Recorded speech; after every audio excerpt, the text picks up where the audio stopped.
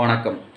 ஒரு தான செட்டில்மெண்ட் ஆவணத்தை எழுதி கொடுத்தவரே தன்னிச்சையாக அந்த ஆவணத்தை ரத்து செய்யும் அதிகாரத்தை உடையவரா அப்படிங்கிறத குறித்து இந்த வீடியோவில் பார்ப்போம். பொதுவாக தான செட்டில்மெண்ட் ஆவணம் என்பது இரத்த சொந்தங்களுக்கிடையே எழுதி கொடுக்கப்படும் ஆவணமாகும்.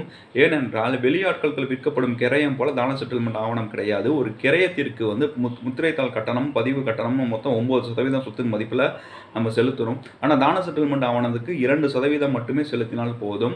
அதனாலேயே இரத்த சொந்தங்களுக்கிடையே தான செட்டில்மெண்ட் ஆவணங்களை பதிவுத்துறை அனுமதிக்குது.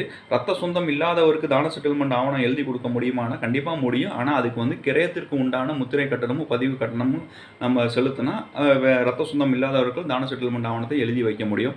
அந்த தான செட்டில்மெண்ட் ஆவணத்தில் நான் இந்த தான செட்டில்மெண்ட் ஆவணத்தை பிற்காலத்தில் ரத்து செய்ய மாட்டேன், அவ்வாறு நான் ரத்து செய்தாலும் அது செல்லத்தக்கதல்ல அப்படின்னு ஒரு வாசகம் குறிப்பிட்டு அதை எழுதி கொடுத்தவரே பின்னால் தான செட்டில்மெண்ட் ஆவணம் மூலயமா சொத்துக்களை அடைந்தவருக்கு தெரியாமல் அந்த ஆவணத்தை ரத்து செய்தால் நம்ம என்ன செய்யணும் அப்படின்னா நீதிமன்றத்தில் உடனடியாக வழக்கு தாக்கல் செய்யலாம். ஏன்னா 2019 பதிவுத்துறை தலைவர் கொடுத்துருக்க சர்க்குலரில் ஒரு தான செட்டில்மெண்ட் ஆவணத்தை ரத்து செய்ய அதிகாரம் எழுதி கொடுத்தவருக்கு கிடையாது.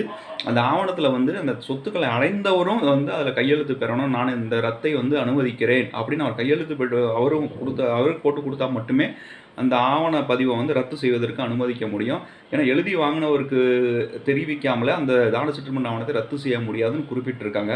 பொதுவாக தான செட்டில்மெண்ட் மூலியமாக சொத்துக்கள் அடைந்துட்டாலே அது சுய சம்பாத்திய சொத்துங்கிறத கருதுன்னு சட்டம் சொல்லுது.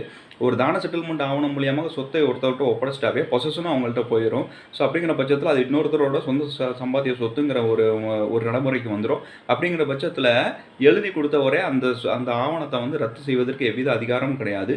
நம்ம எவ்வளோ நாளுக்குள்ள நம்ம நீதிமன்றத்துக்கு போகணும் அப்படின்னா ஒரு ஆவணத்தை ரத்து செய்தால், ஒரு தான செட்டில்மெண்ட் ஆவணத்தை ரத்து செய்தால் அதனால் பாதிக்கப்பட்டவர் ரத்து செய்த நாளிலிருந்து 3 வருடத்திற்குள் சிவில் நீதிமன்றத்தில் வழக்கு தாக்கல் செய்யணும்.